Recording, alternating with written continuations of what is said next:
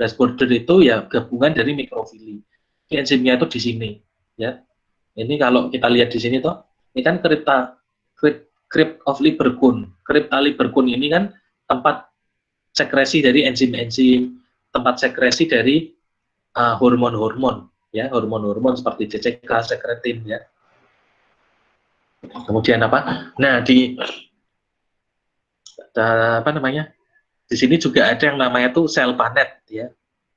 Mungkin tidak usah kali ya. Sel panet ini yang tujuannya untuk sebagai sel imunitas yang dia itu melindungi dari invasi bakteri, ya. Itu kan sudah ya di histologi ya. Nah, kemudian, nah ini yang perlu saya highlight yang pas di sini adalah di Brass border itu diproduksi 3 enzim. Enterokinase, ya, dia mengaktifkan enzim trypsinogen, ya, enzim pankreas trypsinogen. Sekali lagi tadi trypsin apa enzim yang dikeluarkan pankreas itu masih trypsinogen ya, bukan tripsin ya. Jadi trypsinogen barulah ketemu dengan enterokinase jadi tripsin gitu. Jadi intinya tripsin ini ya dikeluarin dulu dari pankreas barulah jadi dia apa namanya itu bisa berefek ya. Kemudian disakaridase, ya, dia menghidrolisis disakarida menjadi monosakarida ya. Disakaridase itu yang sakarose, maltase, laktase itu ya. Kemudian aminopeptidase itu yang dia memecah di peptida, peptida itu menjadi peptida kecil sama asam amino ya. Nah ini saya rasa sudah ya disampaikan oleh Lian ya. Jadi ini apa namanya karbohidrat itu pencernaannya metabolismenya bagaimana di usus halus, ada enzim saliva. Nanti kalian bisa baca sendiri. Di dalam apa namanya itu di stomach itu ada yang namanya disakaridase sama trisakaridase. Ternyata ada ya di stomach itu ya enzim yang digunakan untuk apa namanya ini apa karbohidrat ya. Kemudian di small intestine dia sakarida sama trisakaridase ini ada juga. Nah kemudian nah ini apa?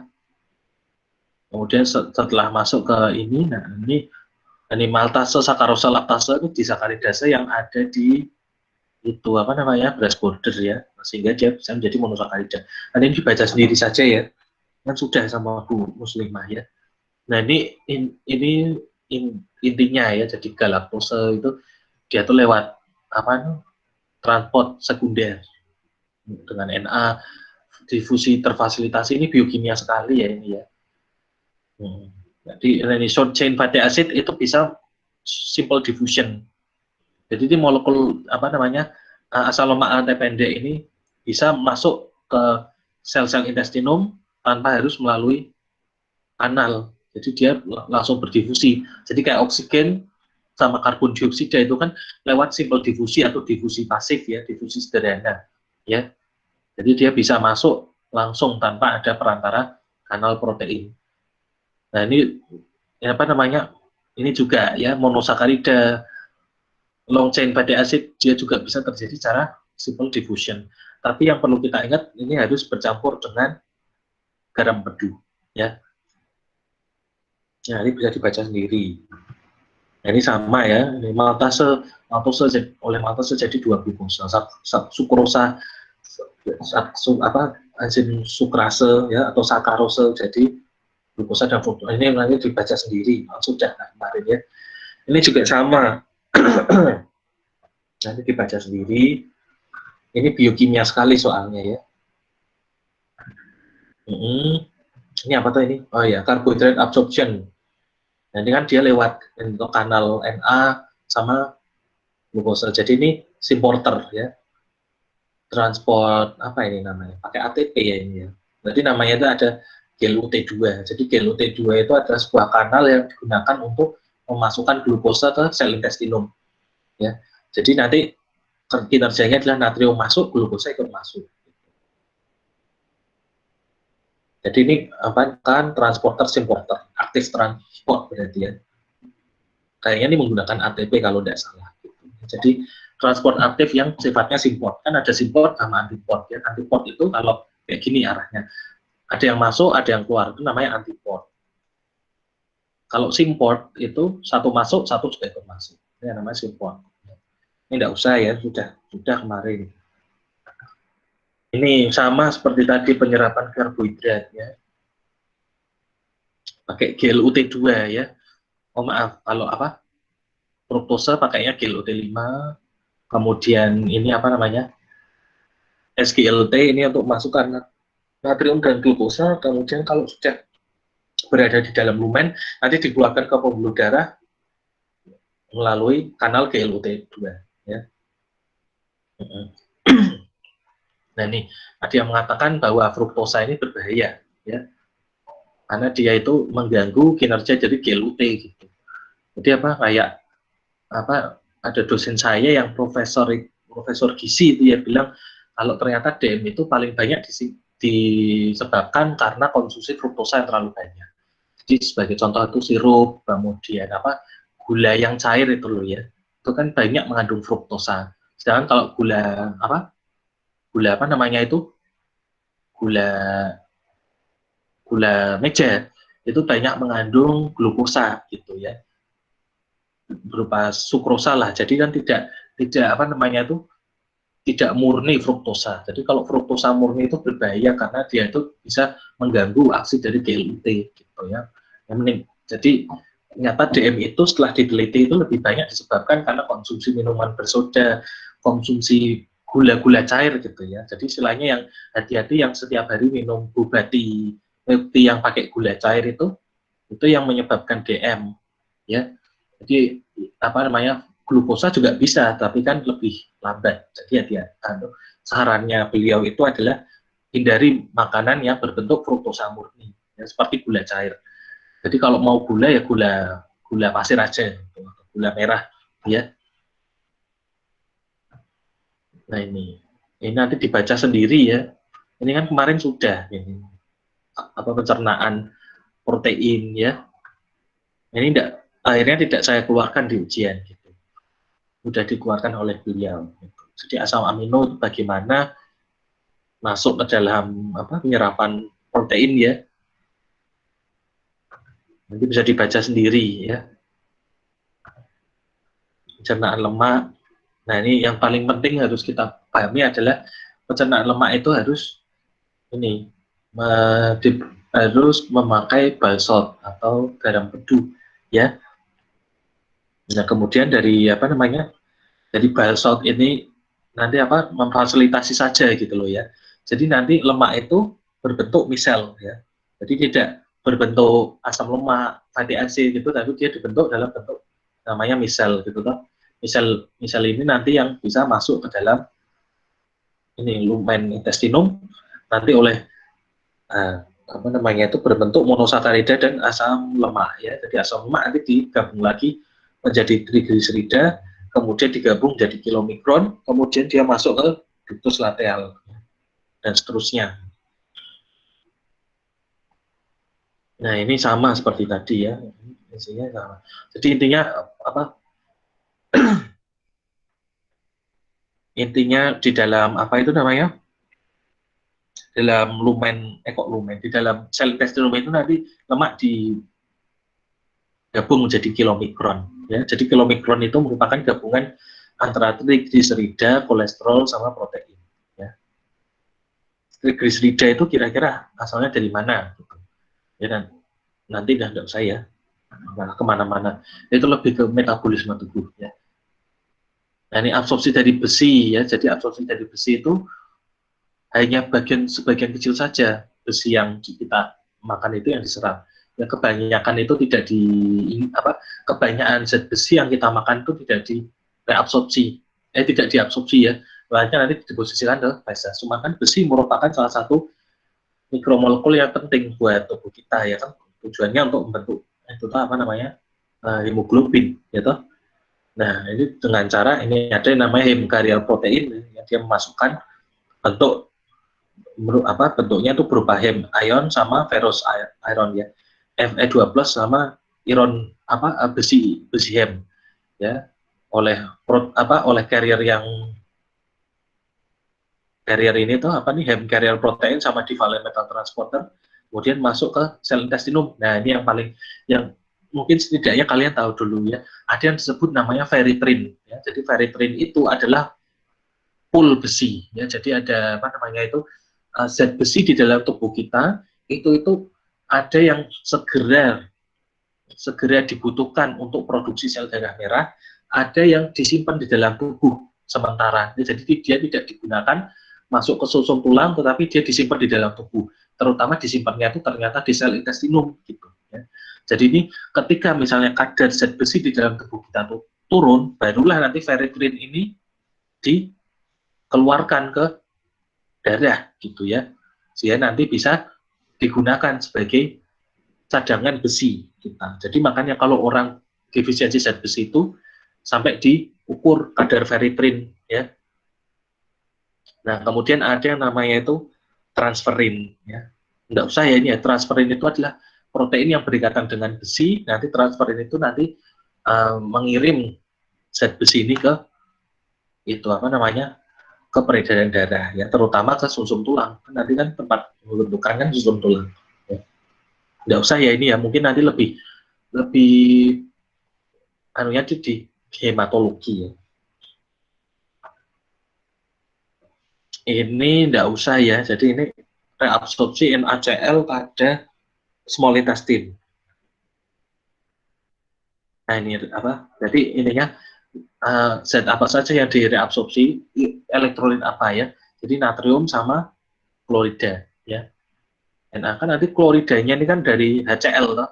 Ini dipecah dari Cl-nya nanti dipakai lagi oleh tubuh, natrium tidak dipakai ya.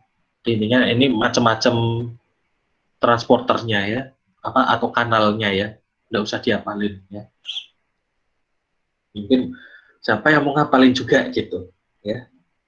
Nanti besoknya nih apa, saya rasa seminggu lagi kalau ini diapalin lupa gitu. Soalnya aplikasinya juga belum ada. Baru nanti kalau masuk penyakit mungkin ada, mungkin harus diapalkan gitu ya.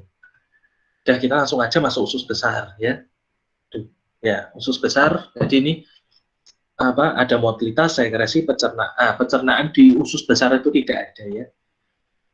Kemudian ada yang namanya penyerapan. Jadi ingat, penyerapan pada usus besar itu hanya hanya vitamin K, air sama elektrolit. Jadi protein, lemak, karbohidrat itu tidak lagi diabsorpsi oleh usus besar. Oh ya, saya lupa di usus halus tadi reabsorpsi apa vitamin B12 itu paling banyak apa terjadi di ileum terminal ya. Kemudian bile salt atau garam pedu ya. Garam pedu kan cuma memfasilitasi supaya lemak itu bisa bersentuhan dengan beres border kemudian diabsorpsi. Nah, garam pedu nanti ada sebagian yang diabsorpsi kembali oleh ileum terminalis gitu atau ileum distal ya, supaya nanti bisa dipakai lagi di dalam tubuh gitu ya. Garam pedunya ya, bukan semua cairan pedu ya. Cairan pedunya tetap akan memberi warna pada feses gitu. Nah, ini nanti usus besar itu ada motilitasnya ya. Ini nggak usah nih anatomi ya. Normal menerima 500 kimus per hari. Nah, ini jadi motilitas. Jadi di dalam usus itu ada dua motilitas. Yang namanya tuh pertama adalah kontraksi Haustra. Kontraksi Haustra tadi mirip sekali dengan segmentasi. Ya, cuman bedanya kalau segmentasi itu adanya di usus halus, kalau Haustral contraction atau haustrasi itu adanya di kolon, yang namanya juga Haustra. Ya. Haustra kan punyanya kolon, gitu. Ya, jadi ini ya, jadi dia seperti segmentasi. Tujuannya adalah untuk mempermudah penyerapan dari air dan elektrolit. Ya, jadi mencampur feses, nah sehingga kan kayak diperes keluar tuh air sama elektrolitnya. Ya, ini tidak usah, nanti boleh dibaca sendiri boleh. Ya. Dipicu oleh rutinitas otonom. Nah, sekarang ada yang disebut mass movement. Jadi mass movement itu adalah pergerakan massa. Ya, jadi pergerakan kolon peristalsis, tetapi peristalsisnya itu lebar sekali. Ya, jadi dari misalnya dari kolon transversum ini bisa langsung dipompa masuk ke kolon apa nih, kolon descendant, bahkan sampai ke kolon sigmoid gitu. Ya, jadi pergerakannya itu sampai 30 cm. Ada tidak di sini? Tidak ada ya. Pergerakannya itu bisa sampai sepanjang 30 cm. Jadi sekali mass movement. Tetapi sayangnya mass movement ini hanya terjadi 3-4 kali sehari. Dan paling banyak itu terjadi 30 menit setelah makan, terutama pada saat sarapan gitu ya. Tapi biasanya ini kejadiannya itu tidak terlalu spesifik ya. Tapi kalau kalian makan, misalnya perut kalian itu penuh gitu ya. Habis kalian makan tuh ingin merasa BAB. Kenapa? Karena ada yang namanya mass movement gitu ya. Dan mass movement ini berlangsung sekitar 10 sampai 30 menit ya.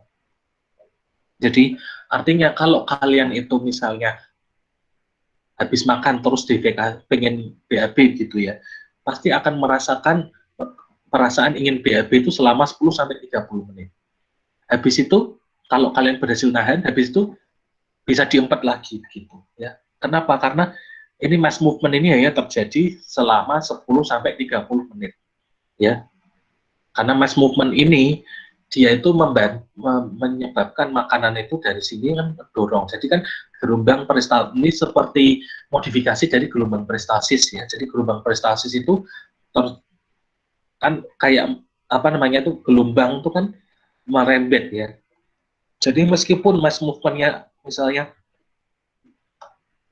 masih di sini, kemudian dipompanya ke sini, tapi kan gelombang peristaltik itu kan dia merembet sampai ke rektum. Nah ini dia bisa menyebabkan distensi rektum.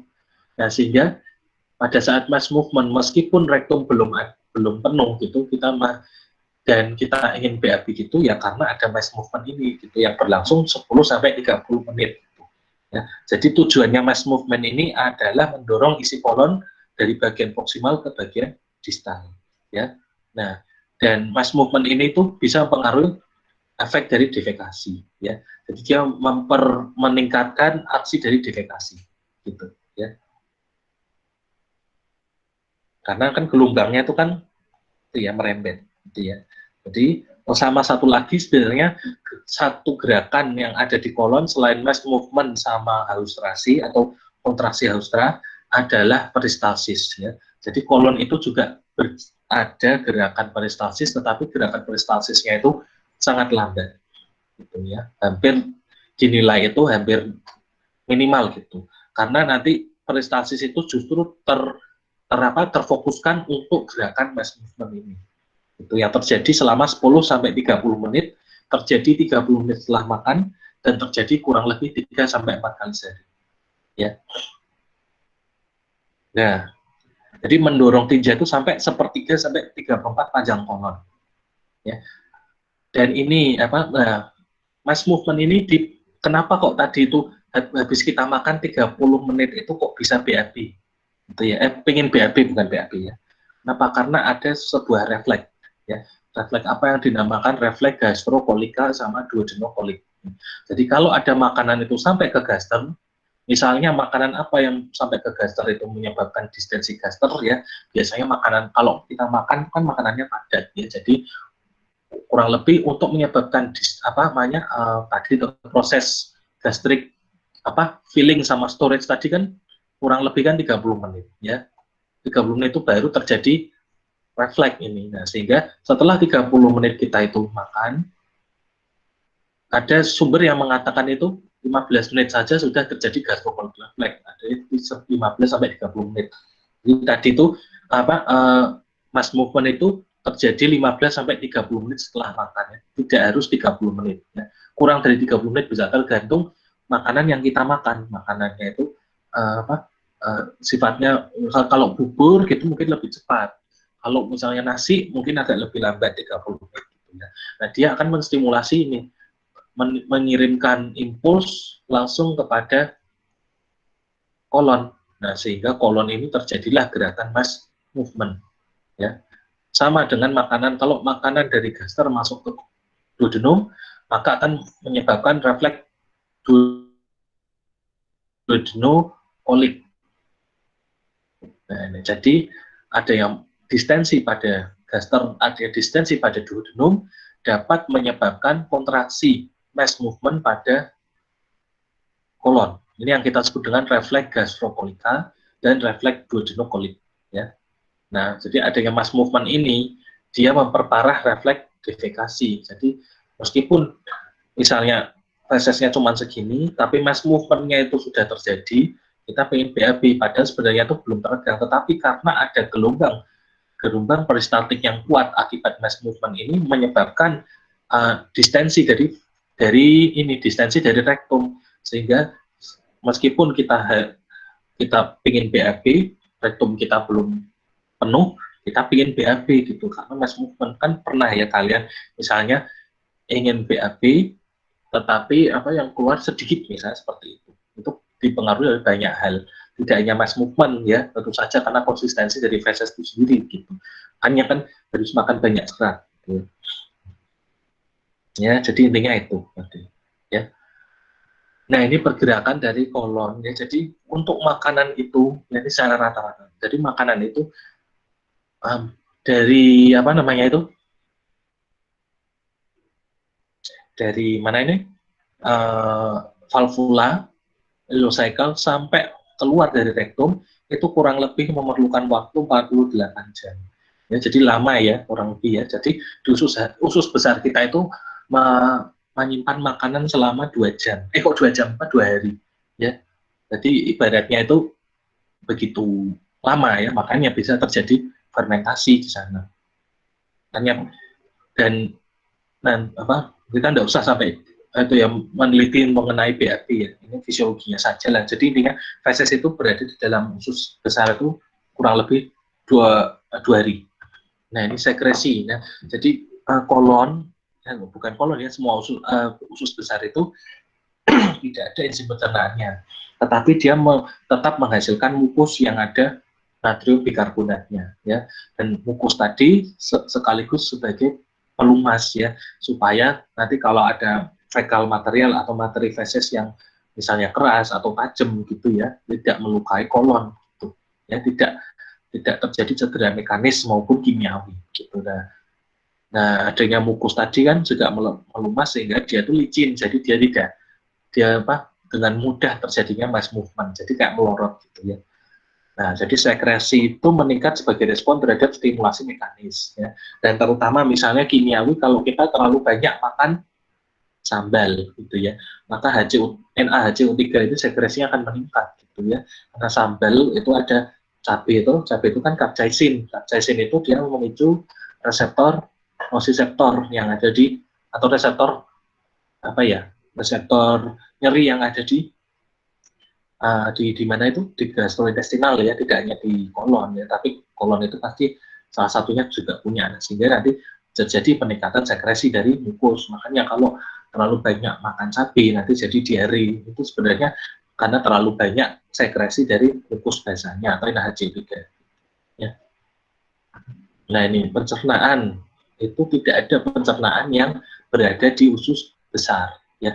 Kalaupun ada ya, pencernaan itu bukan karena aksi dari usus besar, tapi karena di usus besar itu banyak sekali bakteri ya, bukan bakteri ya, mikroorganisme ya. Ada yang namanya mikroorganisme yang ada dalam tubuh kita tetapi tidak menyebabkan penyakit yang kita sebut dengan mikroorganisme komensal ya, bakteri komensal ya. Bakteri atau mikroorganisme komensal ini ada fungsinya bagi tubuh kita ya, yang di kolon ya terutama ya, karena kolon itu paling banyak mengandung mikroorganisme. Yang pertama, dia meningkatkan imunitas ya, dengan cara apa? Berkompetisi dengan memperebutkan nutrien dan ruang hidup dengan mikroba yang patogen ya. Jadi misalnya ada Clostridium difficile gitu ya, itu kan bakteri yang ada di usus ya, usus besar ya. Jadi misalnya kalau kita itu kalau bakteri di usus kita yang baik itu banyak, sehat ya, kita itu menjaga asupan nutrisi dengan baik. Nah, bakteri itu akan senang ketika kita itu makan sayur, karena kan selulosa itu merupakan karbohidrat yang digunakan untuk makannya bakteri komensal gitu ya. Jadi kalau kalian makan sayur, makan jus buah yang sering gitu, itu justru memperbaiki itu komposisi mikroorganisme yang komensal. Tapi kalau kalian maafnya daging-daging terus, junk food gitu ya, itu justru malah membunuh bakteri-bakteri yang komensal, sehingga lebih rentan terhadap kondisi diare gitu, ya. Selain itu kan dia juga nutrisinya juga sedikit ya, junk food itu ya, banyak lemaknya gitu ya. Terus apa? Terus yang kedua, dia mendorong motilitas dari kolon, ya. Motilitas dari kolon ini lewat apa? Mungkin tidak usah saya jelaskan ya. Mungkin dari apa namanya, dia juga mengeluarkan itu loh, short chain fatty acid ya. Nah, istilahnya ya intinya dia mendorong motilitas kolon gitu. Kemudian yang ketiga itu membantu memelihara integritas mukosa kolon, ya. Ya sama ya seperti apa, dia mengeluarkan short chain fatty acid, itu digunakan sel tubuh kita untuk apa namanya, kan tadi masuk lewat difusi ya, tetapi dia bukan pencernaan ya, tapi dia mengeluarkan apa, mengeluarkan zat yang tujuannya untuk memperbaiki integritas dari mukosa kolon ya. Ini tidak usah, mungkin nanti kalau di bidang imunologi mungkin kita akan belajar mengenai sistem imun mukosa ya seharusnya. Jadi kita akan banyak membahas tentang peran mikroorganisme di dalam tubuh kita. Tapi kalau di sistem digestif mungkin cukup tahu aja. Dan yang paling penting ini adalah ternyata dia memberikan kontribusi untuk membentukkan vitamin K ya. Jadi di kolon itu apa namanya, terjadi produksi vitamin K oleh bakteri komensal ya. Ini kita sebutnya komensal ya, tidak bakteri mutual ya. Kalau dulu simbiosis mutualisme, kalau di kedokteran kita kenalnya dia sebagai penumpang saja komensal. Padahal sebenarnya dia mutual. Ya. Cuman kita tidak mau bilang mutual, kita bilangnya komensal aja. Gitu. Ya, sekarang, nah nih, kalau penyerapan di kolon, sekali lagi tadi hanya garam, air, vitamin K. Selain itu juga ada beberapa vitamin B juga diproduksi ya, cuma sedikit sekali. Ya. Tapi yang paling banyak vitamin K. Nah, jadi permukaan, nah ini nanti bisa dibaca sendiri ya. Nah, ini lokasi absorpsi paling banyak itu adalah kolon ascendent ya. Semakin distal penyerapan semakin sedikit ya. Paling banyak itu di kolon ascendent. Ya tentu saja karena yang kolon pertama kan. Nah, ini kolon menyerap jumlah elektrolit lain. Nah, ini nggak usah ya. Ini formasi feses pada kolon. Nah, ini nanti ini apa namanya? Nah, nanti ini apa? Nah, nanti kan ada apa? Kimus yang sudah diabsorpsi masuk ke dalam kolon, bentuknya ini masih cair ya, yang makanya kita sebut dengan fluid.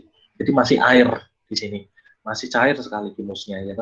Nah, setelah dia masuk ke kolon transversum, barulah dia menjadi bentuknya dari ini cair ya, ini ya fluid cair, bentuknya menjadi mush atau bubur ya, atau seperti porridge like gitu. Porridge like itu bubur ya. Jadi yang sudah sampai di sini itu bentuknya tuh sudah mulai padat seperti bubur ayam gitu ya. Ya jangan bubur ayam ya, bubur pokoknya gitu. Nah, kemudian kalau dia sudah masuk ke mana ini flexura, flexura apa ini ya? Flexura colica sinistra ya ini ya. Nah, ini dia sudah berubah menjadi semi mush. Jadi dia sudah menjadi bubur padat gitu ya. Nah, jadi kemudian kalau dia sudah sampai ke kolon descendant, dia akan menjadi semi solid, sudah menjadi apa namanya itu seperti nasi tim gitu ya, sudah menjadi yang kayak kalian buat nasi, nasinya terlalu banyak air gitu, jadi sudah mulai padat. Nah, kemudian sampai di rektum sudah berbentuk solid ya, berbentuk seperti istilahnya ya solid gitu ya. Nah, jadi intinya kalau ada gangguan mobilitas, misalnya mobilitasnya itu terlalu kurang, ya toh. Nah, dari sini kan kita bisa lihat, kalau mobilitasnya itu menurun, misalnya karena apa? Karena misalnya kita kurang serat gitu, mobilitas dari kolon itu kan akan terganggu kalau kita kurang serat. Otomatis nanti lambat gini. Jadi sebelum masuk kolon transversum, dia sudah jadi mush. Sebelum masuk flexura, dia sudah jadi semi mush. Kesini sudah jadi solid, nanti jadi konstipasi ya, jadi numpuk di sini, jadi sulit dikeluarkan ya. Kemudian kalau mobilitasnya terlalu tinggi, nanti apa sudah masuk ke kolon descendant masih bentuk mus, dikeluarkan di sini bentuk bubur, akhirnya jadi diare. Jadi mobilitas ini harus dijaga dengan cara nanti kan kita bahas apa saja yang bisa memperbaiki kualitas dari feses gitu ya. Nah ini Ini mungkin belajar refleksifikasi ya. Jadi apa namanya ini saya tidak mengharapkan kalian hafal semua sarafnya ya. Cuman intinya sini saja. Yang pertama itu kalau ada makanan masuk ke dalam rektum ya. Pertama yang terjadi adalah bukan makanan feses ya. Feses masuk ke rektum kan terjadi distensi ya. Jadi rektum itu dilengkapi oleh reseptor ya. Namanya reseptor regang tadi ya baiknya. Stress reseptor. Nah, stress reseptor ini banyak tidak hanya di rektum, ada di gaster tadi ya, kan kita sudah bahas ya. Tapi stress reseptor di rektum ini aksinya beda ya. Nah, stress reseptor ini dia itu nanti ada dua aksi. Yang aksi pertama dia mengirim langsung ke saraf apa? Saraf parasimpatis ya. Saraf parasimpatik yang sensorik. Nervus apa kira-kira? Bukan nervus vagus ya. Nervus splanchnicus pelvis ya atau nervus pelvis. S1, S2, S3, S4. Ingat ya, jangan semuanya nervus vagus ya. Nervus vagus tidak berperan dalam defekasi ya. Jadi yang berperan dalam defekasi itu adalah nervus pelvis ya. Kan parasimpatis itu kan tidak hanya nervus vagus ya. Meskipun 80% vagus, tetapi 20%-nya ini salah satu yang tidak mendapat inervasi dari vagus, yaitu ini direktum ya. Vagus itu kan paling cuma sampai midgut ya. Kalau hindgut itu sudah bukan nervus vagus lagi, itu sudah splanchnicus pelvis, nervus pelvicus ya. Jadi sudah S2, S3, S4, terutama direktum itu S2, S3, S4 ya. Itu yang inervasi parasimpatisnya ya. Nah, kalau inervasi simpatisnya kan oleh plexus mesentericus inferior ya. Itu anatomi ya, itu baca lagi lah sendiri gitu. Tidak usah saya sampaikan. Jadi intinya gini aja. Kalau ada distensi, nanti stress reseptor akan terangsang sehingga dia mengirimkan stimulasi kepada nervus S2 sampai S3 atau nervus splanchnicus pelvis ya. Kemudian dia akan stimulus itu akan diterima oleh ini spinal cord ya, berjalan sepanjang medulla spinalis. Kemudian di medulla spinalis itu terjadi gerakan refleks ya. Nah, gerakan refleks di sini langsung diteruskan ke nervus yang tadi sama, nervus S2, S2, S3 turun sehingga terjadi kontraksi dari otot polos yang ada di rektum. Jadi meningkatkan gerakan peristalsis yang ada di rektum. Ya, jadi intinya gitu aja. Ya. Selain itu, gitu, dia juga meningkatkan ini aktivitas dari stimulasi saraf somatik. Ya. Maaf, ini stimulasi saraf parasimpatik ya. Ini stimulasi saraf somatik. Ini juga dipicu oleh adanya refleks distensi ini, dia menyebabkan apa? Menyebabkan kontraksi pada nervus pudendus ya. Nervus pudendus ini dia menginervasi sphincter ani eksterna ya. Kalau nervus S2, S3 atau nervus splanchnicus pelvis ini dia menginervasi sphincter ani interna ya. Jadi intinya sphincter ani interna itu, ini sayang nggak ada gambarnya ya. Jadi sphincter ani interna itu dia sifatnya adalah involuntar. Sedangkan sphincter ani eksterna itu sifatnya adalah voluntar. Ya, artinya sphincter ani eksterna itu bisa kita kendalikan lewat bawah sadar. Tapi kalau sphincter ani interna, karena dia itu merupakan saraf visceral, ingat saraf visceral itu tidak dapat kita kendalikan, yaitu karena kan simpatik parasimpatis tidak bisa kita kendalikan, oleh karena itu sifatnya adalah involuntar. Ya. Jadi tadi saya ulangi lagi, ada stimulasi dari saraf aferen, ya saraf aferen itu masuk ke medulla spinalis, kemudian dia akan menstimulasi pusat defekasi yang ada di medulla spinalis, pusat defekasi dia punyanya ini ya punyanya nervus splanchnicus pelvis, kemudian terjadi gerakan refleks ya. Di pusat integrasi tadi gerakan refleks langsung menuju ke organ efektor. Organ efektornya adalah otot polos di rektum sehingga terjadi kontraksi peristalsis. Ya, sekalian terjadi tadi stimulasi dari apa namanya itu, kan nanti pasti otak kita kan merasakan perasaan tidak nyaman di dalam rektum kita, gitu. Nah kemudian dari otak kita dia akan meneruskan refleks itu ke saraf somatis. Ya. Nah saraf somatis itu adalah saraf apa namanya yang mempersyarafi sphincter ana eksterna. Nah tetapi kan kita bisa itu apa namanya ketika kita ingin BAB kita bisa menahannya, gitu ya. Nah karena apa namanya karena dia merupakan saraf somatik, artinya saraf yang volunter dan dia diinervasi oleh saraf somatik ya, jadi dia bisa kita kendalikan dan dia ada pengaruh dari sistem saraf pusat gitu. Jadi pasti kita merasakan dulu barulah kita memberikan input gitu, modulasinya berupa menahan atau tidak gitu. Kalau kondisinya tepat ya kita BAB, kalau tidak tepat misalnya di tengah-tengah ujian kok ingin BAB ya kita tahan gitu. Nah, kenapa kita bisa tahan ya karena ini inovasinya berupa saraf somatik. Jadi sekali lagi ini ya tadi ya. Nah, ini yang kita sebut tadi dengan long reflex atau yang kita sebut dengan saraf ekstrinsik. Ternyata saraf intrinsik juga bisa menyebabkan refleks defekasi. Ya. Jadi adanya stimulasi stres reseptor langsung menstimulasi plexus mesenterikus yang ada di otot polos, ya toh? Karena sekali lagi tadi kan saraf intrinsik kan ada di dalam, no? Nah, sehingga dia langsung menginervasi menginervasi saraf intrinsik atau enteric nervous system yang ada di dinding otot polos tunik yang muskularis yang sirkular sama yang longitudinal tadi, jadi dia langsung meningkatkan peristalsis. Jadi tidak harus menuju ke medula spinalis ya. Sehingga ini disebut dengan short reflex atau kendali saraf intrinsik. Ya.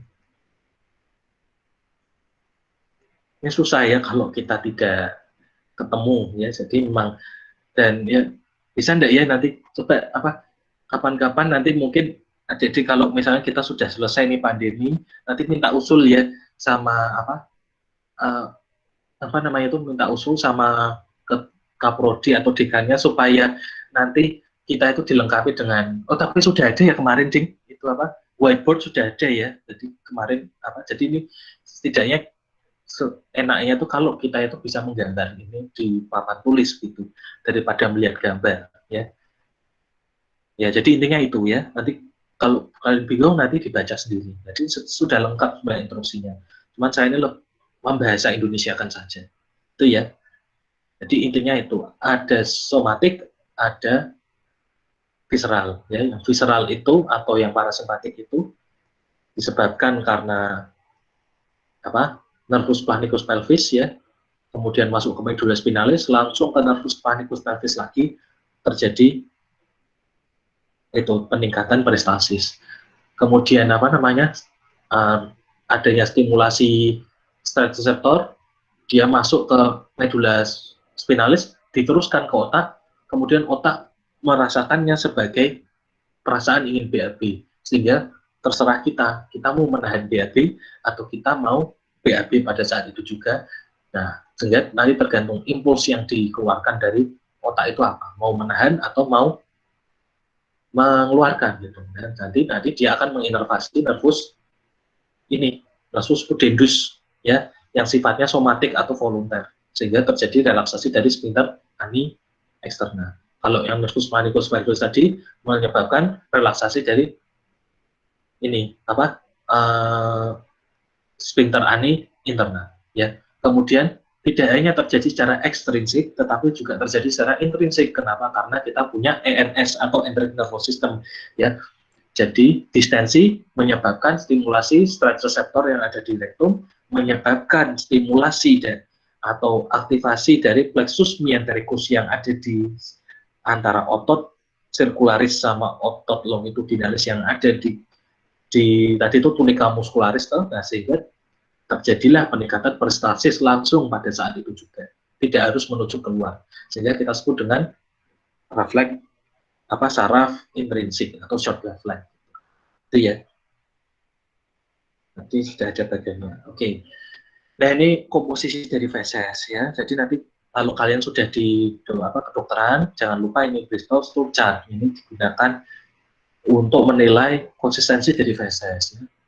Feses yang ideal adalah ini seperti sosis atau seperti ular, ya, lucu ya. Jadi halus dan smooth and soft gitu, halus dan lembut. Tapi siapa yang mau meraba feses ya?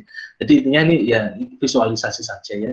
Jadi jangan sampai tipe satu itu kan berarti fesesnya seperti kerikil ya, seperti kacang ya. Ya janganlah ya. Apalagi kalau tipenya tipe 7 ini seperti air ya. Jadi seperti cucian beras ini biasanya pada kolera, penyakit kolera itu kan sampai 7 nih tipe Bristol Stool-Chartnya ya.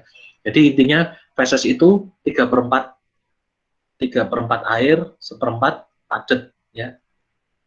Jangan sampai komposisinya berubah. Kalau yang 3/4 padat nanti jadi konstipasi. Kalau 4/4 air semua nanti jadi ini diare ya. Jadi harus baik gitu.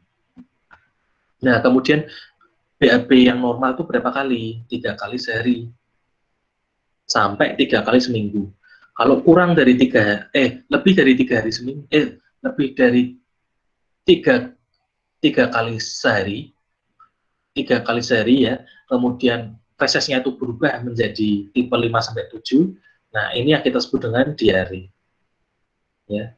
Kemudian kalau defekasinya itu lebih dari 3 kali seminggu, kurang dari 3 kali seminggu, berarti seminggu itu cuma 1 kali, 2 kali, dan konsistensinya itu 3-1 ya, kita sebut dengan konstipasi. Ya. Ini sudah konstipasi ini merupakan masalah tersering di kliniknya nanti ya. Karena ini sulit BAB gitu. Jadi ada di puskesmas ini biasanya masalah paling banyak tuh konstipasi sama diare. Ya nanti ya intinya edukasinya nanti kalian bisa ya. Jadi intinya untuk mendiagnosanya secara mudah adalah dengan cara melihat fesesnya itu sendiri. Gitu. Tanya kepada pasiennya, konsistensinya gimana Bu, air aja atau mungkin lembek apa gitu ya. Makanya dalam anamnesis ini perlu ditanyakan karena secara tidak langsung kita itu memakai Bristol Stool Chart ya. Tapi akan lebih baik ketika kita menunjukkan itu pada pasien.